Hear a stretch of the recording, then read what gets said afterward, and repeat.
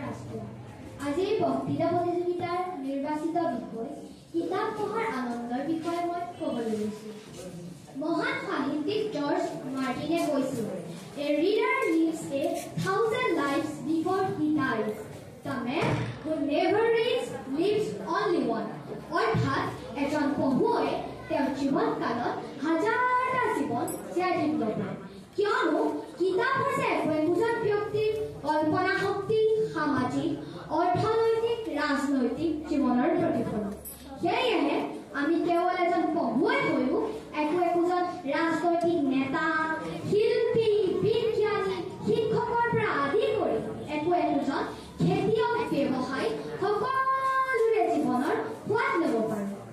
Doctor Homen বৰগোহাঞিদেৱৰ কিতাপ পঢ়াৰ আনন্দ শীৰ্ষক গ্ৰন্থখনত তেখেতে উল্লেখ কৰিছে যে ছপাশালৰ আৱিষ্কাৰৰ পাছত ছপা কিতাপৰ যোগেদি আগতে সহজলভ্য নোহোৱা জ্ঞান বিজ্ঞানৰ বহু কথা সহজলভ্য হৈ পৰিল। ইয়াৰ ফলত মানুহৰ চিন্তা শক্তিৰ বিকাশৰ লগতে সভ্যতাৰো দ্ৰুত বিকাশ ঘটিল। ফৰাচী দাৰ্শনিক ভল্টেয়াৰৰ মতে কিতাপেই আধুনিক পৃথিৱীখন শাসন কৰিছে। যি সমাজত কিতাপৰ প্ৰচলন নাই সেই সমাজ থকা নথকা একেই কথা। এই কথাষাৰৰ গুৰুত্ব বুজাবলৈ তেখেতে পৃথিৱীৰ উন্নত দেশসমূহক চকু ফুৰাই চাবলৈ কৈছিল।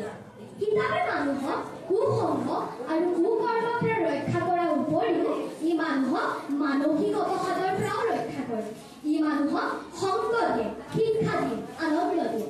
কিতাপে মানুহক দৈনন্দিন জীৱনৰ চাপৰ পৰা এক মুহূৰ্তৰ বাবেও মুক্তি দিয়ে। বৰ্তমান মই এজন ছাত্ৰ হিচাপে এতিয়ালৈকে পঢ়া কিতাপসমূহৰ পৰা বহুতো নতুন আৰু আচৰিত কথা জানিব পাৰিছোঁ।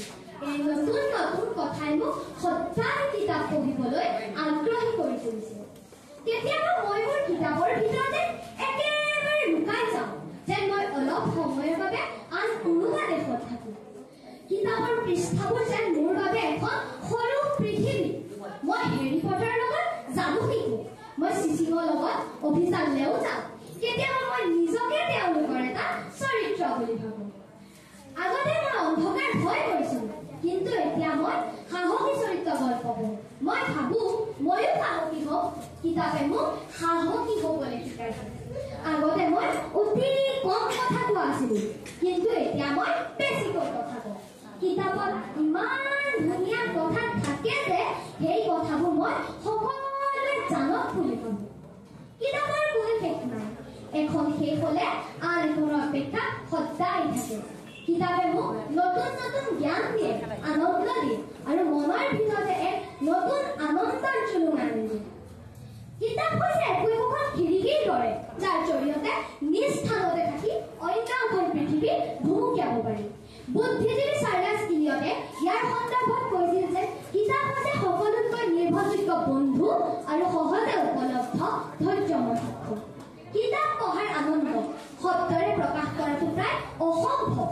যদি তুলনামূলকভাৱে ধৰা যায়, ইয়াৰ অনুভূতি মৌৰূপে মিঠা, তুলাৰূপে কোমল আৰু ৰজনীগন্ধাৰ ৰূপে